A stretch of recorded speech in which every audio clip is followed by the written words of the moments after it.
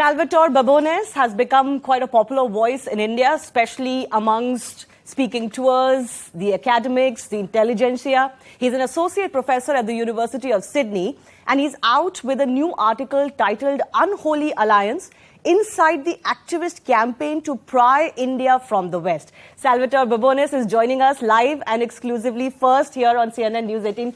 Salvatore, thanks a lot for coming in. And first, I want to begin by asking you, you've become quite a celebrity in India. How does that feel? You've been invited to, several events, speaking engagements. You've traveled a few cities now in India. How has your time been? Look, it's been a pleasure, and the best part has been meeting people. Being on TV is a lot of fun, but the best part of it is that because you've been on television, then ordinary people recognize you, want to say hello, want to talk. And for me as a sociologist, it's been invaluable to have just that opportunity to meet people because they think they're familiar with me, they know me somehow, and it really has been wonderful. There are a lot of people who, obviously like you, like what you say about India, the perspective that you bring on how India is being seen globally. But I think there are equal number of people who don't possibly like you that much because you're almost busting a narrative.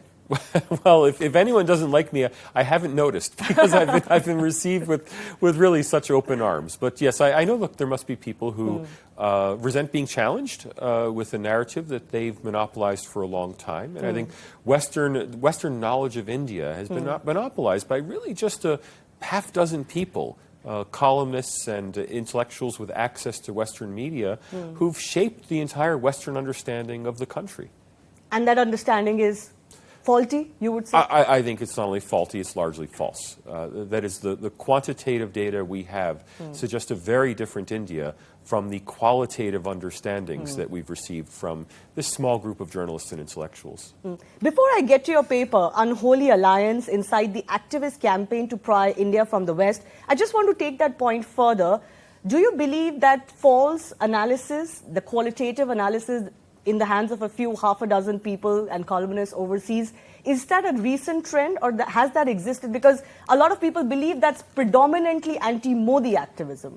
I think it is mostly anti-Modi activism, but it's anti-Modi activism that has been translated into anti-India or anti-democracy narratives. That is, instead of challenging the government, they're challenging the state. We see that, for example, in challenging the independence of the Electoral Commission of India. Now, I've seen very little in India that suggests that the Electoral Commission has been compromised in any way.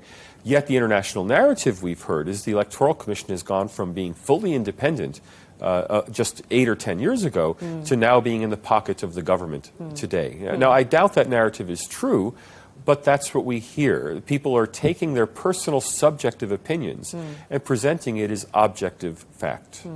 Can I just ask you, you're coming to India, you've been in India at a time when George Soros' comments have been in the news. I'm sure you're aware of what he has said, not for the first time. But do you believe his comments, as they're being received, truly do blow the whistle on exactly what we've been talking about? That there is this group of individuals, including Indians, who are shaping almost this exclusively Indians, you believe, who are shaping this narrative, because many believe that George Soros doesn't even know much about India. What he's saying and what he believes about India and very little democracy in India is actually a narrative fed to him. Look, I doubt George Soros knows much about Indian democracy, but he does know what he reads in the Washington Post, the New York Times, and the Wall Street Journal, which is then presented as factual accounts of Indian democracy. Yet those accounts are coming, again, I keep stressing this, from a very small number of primarily South Asian, primarily Indian voices who have very strongly held opinions on India. Now, I don't doubt the sincerity of those opinions that are being reported in these newspapers, but they come to be presented as fact to the rest of the world. And because we have no other source of information on India, we take it seriously. I mean, when you hear someone call American democracy now being a fascist dictatorship, the Republicans are fascists, the Democrats are fascists, you shrug your shoulders because you're very familiar with American democracy. You can make your own decisions.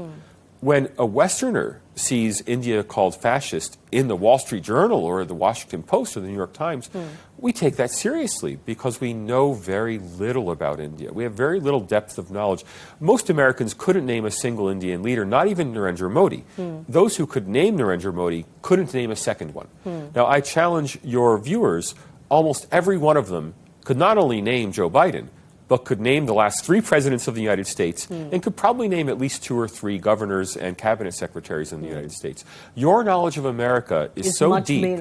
It's so deep that you're not swayed by these sorts of ridiculous statements about American democracy. But our knowledge of India is so shallow that if all we hear are these complaints, we take them seriously.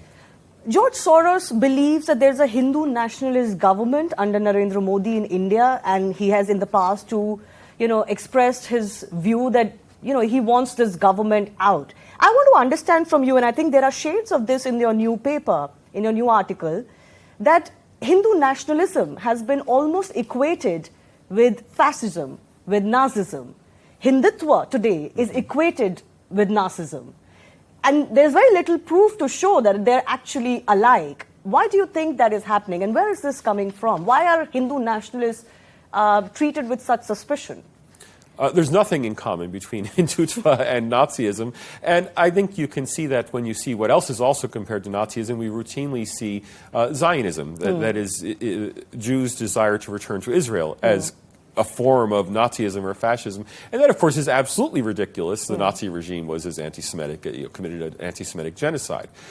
We see these terms thrown around because they're very emotional terms, and people want to associate things they disagree with in these emotional connections to absolute evil. Of course, this is pure rhetoric. But again, I stress to an American who knows nothing about India, this pure rhetoric becomes all that person knows about India, and that's why this is causing such problems. Now, let's be honest, the current government of India is strongly, deeply nationalistic, just as every government in the United States is deeply nationalistic, just as every major political party in India is nationalistic, and the current party is closely associated with Hinduism, just as every major political party in India is closely associated with Hinduism. So there's nothing, you can call it Hindu nationalist. I prefer not to put that label on it, but is it a is it a government that's Hindu in orientation? Yes. Is it a government that's nationalist in orientation? Yes. But I stress to Indians who may oppose the current government that someday if Congress comes back to power, Congress will be a Hindu-oriented government that will be highly nationalist. And if Indians accept this vilification of Hinduism and nationalism, they'll find this vilification sticks even when the BJP is gone. Interesting.